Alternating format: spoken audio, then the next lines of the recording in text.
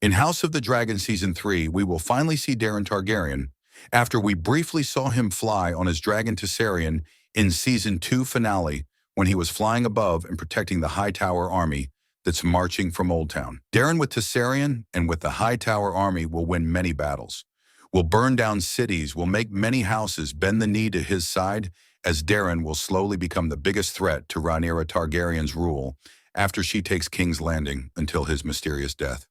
Daron and his dragon Tessarion will finally appear and play a big role for the Greens. In the Season 2 finale, we only saw Daron Targaryen on top of his dragon, accompanying Hightower army, teasing all the battles to come.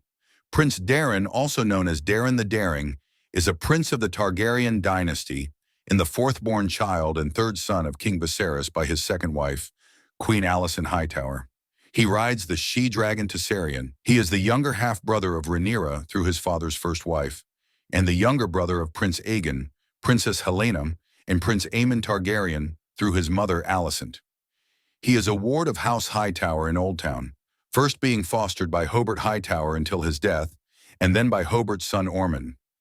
In Season 1, Daron was indirectly mentioned by Daemon Targaryen as he counts 4 dragons on the side of the Greens. Daron was finally mentioned directly in Season 2 after his grandfather, Otto, is dismissed from his position as Hand, and he plans to return to Oldtown as Daron takes more kindly to instructions, promising his mother, Alicent, that Daron may assist the Greens in the weeks to come.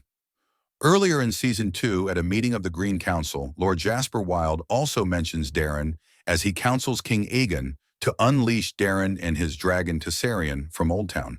Finally, before leaving with Sir Criston Cole to the Riverlands, Sir Gawain Hightower is asked by Alicent how her son is doing. Gawain describes Daron as a stalwart and clever 16-year-old who is as good at playing the lute as well as wielding a sword. He assures Alicent that Daron is most of all kind. Daron was born only shortly after Rhaenyra's eldest son, Prince Jacaerys Valerian.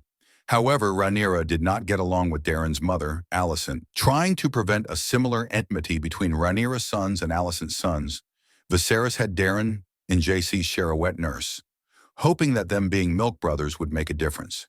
The king's hope was only that and nothing more, because just as his older siblings, Daron grew up to be a bitter rival to Jacaerys and his younger siblings, Lucerys and Joffrey. While Daron and his brothers were forced to spend time with their cousins, this only increased their hate for each other. By the age of 6, Daron had a dragon of his own, Tessarion, though he had yet to ride her. When Daron was 12, he was sent to serve as a cupbearer and squire to Lord Ormond Hightower, his mother Alicent's cousin, in Oldtown.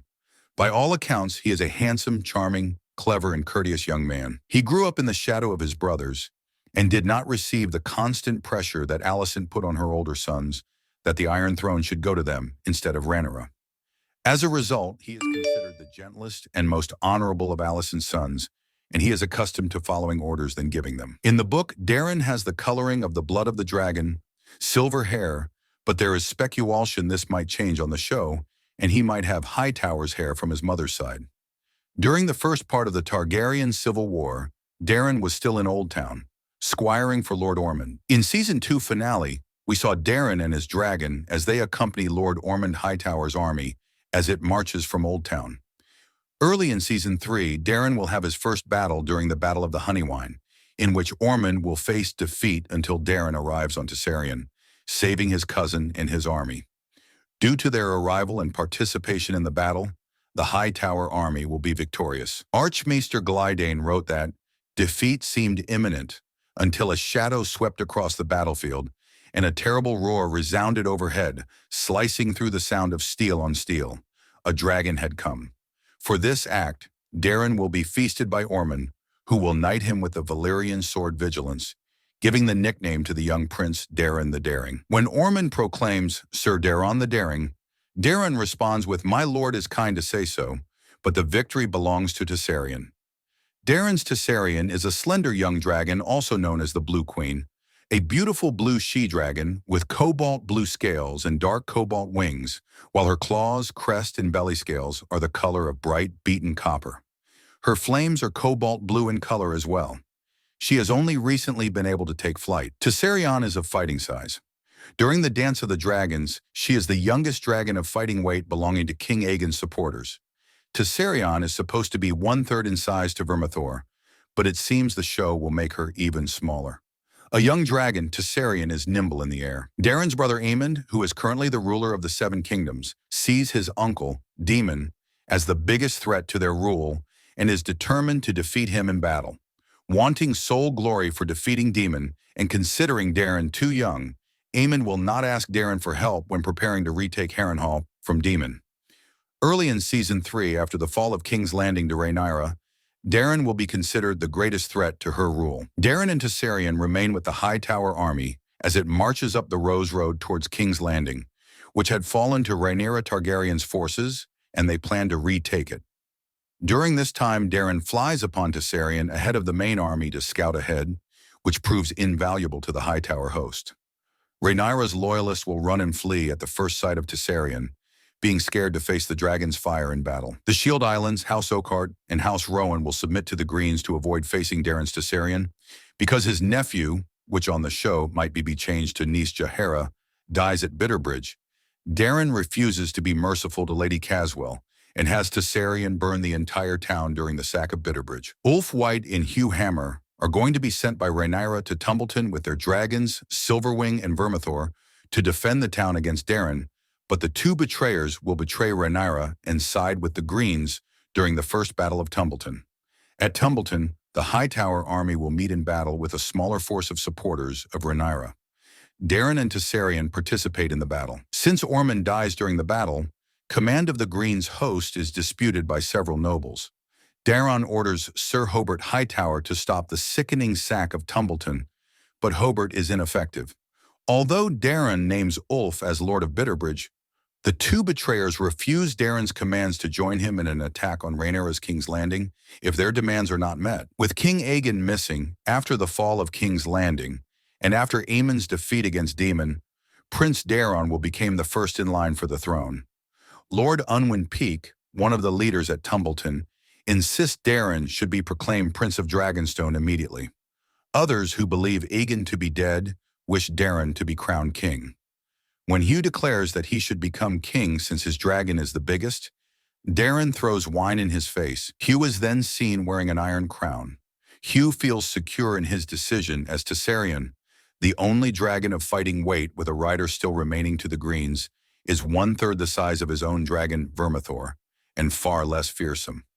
Offended by the arrogance of the betrayers, the lords and knights of the Reach, later known as the Caltrops, begin to plot deaths of Hugh and Ulf. While Daron is not a member of the Caltrops, the men do not wish to proceed without his consent to kill Hugh and Ulf, but Daron immediately approves their deaths. This plan will not come true because 2 days later, a surprise night attack will come by loyal dragon seed Aemond Valerian upon Seasmoke, and so starts the Second Battle of Tumbleton. Prince Daron mysteriously dies at the beginning of the battle, though it is not known exactly how he dies. Riderless, Tessarion flies up, shrieking and spitting flame, and meets Aemond Valerian and Seasmoke in battle. The dragons rush and chase and attack one another over and over again, and at one point Tessarion vanishes into the clouds, reappearing behind Seasmoke breathing flames. It is said afterward that the fight between Tessarion and Seasmoke seemed to be more a mating dance than a battle. When monstrous Vermithor takes to the sky, Aemond Valerian turns Seasmoke towards the older dragon, knowing full well his dragon is no match for the Bronze Fury, but still he will try. In their struggle, Tessarion suddenly attacks them both. The battle between the three dragons will have a mortal outcome for all. Seasmoke and Vermithor die early, while Tessarion is the last to die. Heavily injured on 3 occasions, she will try to fly again, but fail every time. By late afternoon the day after the battle, Tessarion seems to be in so much pain. At the command of Lord Benjicott Blackwood, Blackwood's best archer will shoot 3 arrows into the dying dragon's eye, Mercy killing her. About Daron's mysterious death, there are many different stories about how it happened. There are some claims that Daron was cut down by Black Trombo with a morning star with his clothes on fire, after the attacks of Aemond and Seasmoke had begun. Another claims the same, except that the prince was slain by a man-at-arms with a sword, who was unaware of the identity of his victim. The third account, agreed upon by many maesters of Westeros, is that Daeron's burning tent collapsed on top of him. Prince Daeron's body is never identified, so it is going to be interesting to see which route the show will take. Because of this opportunity, several pretenders will be able to claim to be Daeron later on during the reign of Rhaenyra's son, King Aegon the Targaryen. According to Maester Yandel, it has been conclusively proven that these men were not Daeron. It is also worth noting that King Aegon will briefly regain the Iron Throne. And during this time, he will order the building of giant golden statue of his fallen brother, Daron, in King's Landing. In Season 3, we will witness great battles between Daron and Tessarion against Rhaenyra's forces, earning him the nickname of Daeron the Daring. Daron will become the biggest threat to Rhaenyra's rule until his mysterious death and his dragon Tessarion will meet a fiery end when he battles two dragons. Thank you so much for watching. Please like and subscribe.